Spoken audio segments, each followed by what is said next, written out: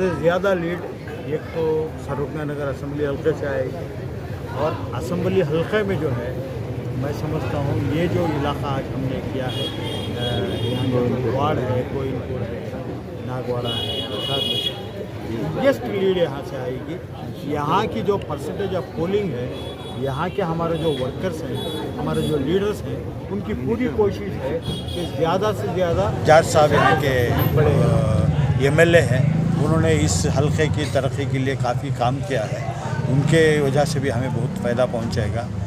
तो मंसूर अली खान जो कांग्रेस के उम्मीदवार हैं इस वक्त, मैं समझता हूँ 1 लाख से ज़्यादा वोटों से जो है इस वक्त कामयाब हो। हल्का सर्वज्ञनगर के इस हिस्से के अलावा जो दूसरे हिस्से हैं वहाँ की सूरत हाल क्या है?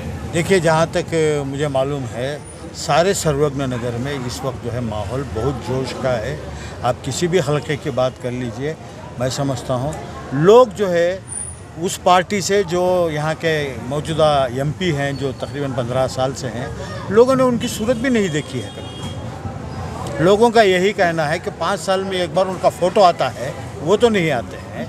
तो इसलिए जो है यहाँ हमारे काम के लिए, यहाँ जो है हमारे कॉन्स्टिट्यूंसी में जो है जाट जो है बहुत अच्छा काम करते हैं, और उनकी जो टीम है वो पूरे जोश के साथ लोगों के मसाइल को हल करती है।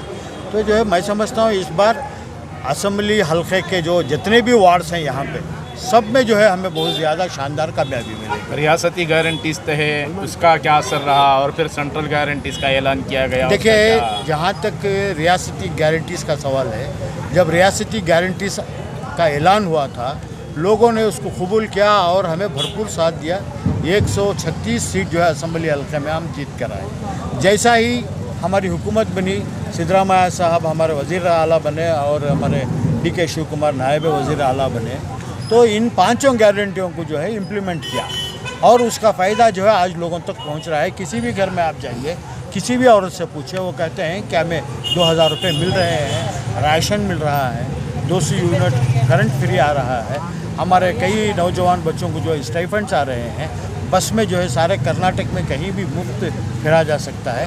तो इस वक्त हमारी गारंटी का लोगों को भरोसा है, और अब जो नई गारंटीज आए हैं उसमें ख़ास तौर से साल में 1 लाख रुपए एक घर की एक औरत को जो है मिलना का जो ऐलान किया गया है, ये एक बहुत बड़ा ऐलान है, एक बहुत बड़ा ये है। इसको लोगों ने बहुत ही इससे कबूल किया है, और वो यकीन रखते हैं कि कांग्रेस जो वादा करती है वो निभाती है। असर जाहिर होगा, बिल्कुल असर जाहिर होगा, और लोग बहुत बड़ी तादाद में आकर बाहर, ये एक कम्युनिटी का नहीं, जितनी भी कम्युनिटीज़ हैं, हिंदू हो, मुसलमान हो, सिख हो, ईसाई हो, इस बार मुल्क में जो है एक सुनामी आएगी, और ये सुनामी जो है ये 400 पार वालों को बहा के लेके जाएगी, और यहाँ NDA ब्लॉक जो है इस वक्त हुकूमत बनाएगी। कर्नाटक में 28 सीटें इंडिया ब्लॉक जो है वो हुकूमत बनाएगी हमारी, और NDA जो है वो मैदान छोड़कर भागेगी, और इंडिया ब्लॉक जो है हमारे उसका 400 पार होगी या तड़ी पार होगी? इस वक्त जो है हालात है, लोगों ने ये तय किया है इनको 400 पार नहीं करना है, बल्कि तड़ी पार करना है, इनको समंदर पार करवाना है। तो ये जो है तय हो चुका है। कर्नाटक में 28 पार्लियामेंट्री हल्के हैं, जिसमें मैं समझता हूँ 20 से ज़ायद आएगा क्या पार्लियामेंट्री इलेक्शन में? इंशाल्लाह। क्या है सूरत हाल? सबसे पहले ये बोलता हूँ, जाट साहब बिजी हैं, यहाँ कम आ रही, मगर क्या वजह है? एक तो वो AICC मेंबर हैं, वायनाड में ऑब्जर्वर हैं, वायनाड में ऑब्जर्वर हैं, चिकमंगलूर इंचार्ज हैं। वो यहाँ पर नहीं है, मगर उनकी कमी महसूस होने नहीं दे रही। आए दिन पूछ रही कैसा करना, क्या करना, कहाँ जा रही, कहाँ वीक है, कहाँ जाको काम करना। और सबसे बड़ा हमारा राणा जाट साहब वो पूरा मॉनिटरिंग कर रहे हैं।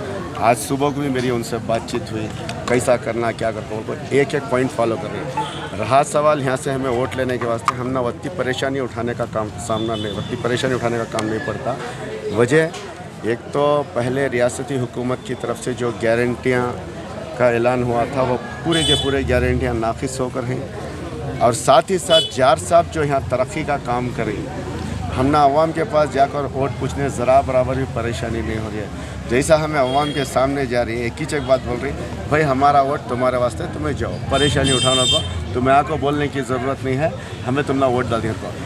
पहले हमें इलेक्शन को गए तो हमें आदमियों को समझाना बोलना करना पड़ता था। कांग्रेस को वोट डालने पर तो बहुत ज़्यादा जोर है, लेकिन वोटिंग परसेंटेज बढ़ाने पर क्या इकदाम हो रहे हैं? वोटिंग परसेंटेज बढ़ाने के ऊपर मैं आप लोगों के सामने अलग ऐलान कर रहा हूँ। पिछले इलेक्शन की बनिस्बत इस बार 20% वोटिंग ज़्यादा होती है हमारे एरिया में। आदमियाँ हम यहाँ ऑफिस में बैठने नहीं दे रही, हमारी वोटर लिस्ट कबला को दे रही, हमारे रिश्तेदार वहाँ ही उनकी वोटर लिस्ट उनको पहुँचा होगा तो बोलता। मुझे ऐसा महसूस हो रहा है पोलिंग के दिन 7 बजे से पोलिंग है, 6 बजे कतार खड़े रहते हैं। इंशाल्लाह ऐसी उम्मीद है, एक ऐसी सुनामी सरोजना नगर के अंदर आती है। अगर कांति भी हमना कमोबेश हो भी यार बेंगलुरु सेंट्रल पर, उसकी भरपाई यहाँ से होती है इंशाल्लाह। जॉर्ज साहब की क़ियादत में 15-20 साल के बाद यहाँ से फिर कांग्रेस जीतेगी। मंसूर अली खान साहब का पार्लियामेंट में जाना 100% तय है। इसी के साथ मैं अपनी बात खत्म और करता हूं। पहली बार जो है जुम्मा के दिन यहाँ पर वोटिंग हुई। इससे हम के दिन जो है जुम्मे के दिन एक मिनट, जुम्मे की वोटिंग का हमना नुकसान से ज़्यादा फ़ायदा होने वाला है, इस बात का ख्याल रखें। जुम्मे के दिन हमारे को से भी आदमियाँ क्या भी काम नहीं करते, क्या काम रहते हुए जुम्मे की नमाज के बाद जाकर फिर सो उनके पास 4-5 घंटे रहती, आराम से जाकर वोटिंग करती। एक वोट भी ज़ाया नहीं होता भाई, एक वोट भी ज़ाया नहीं होता।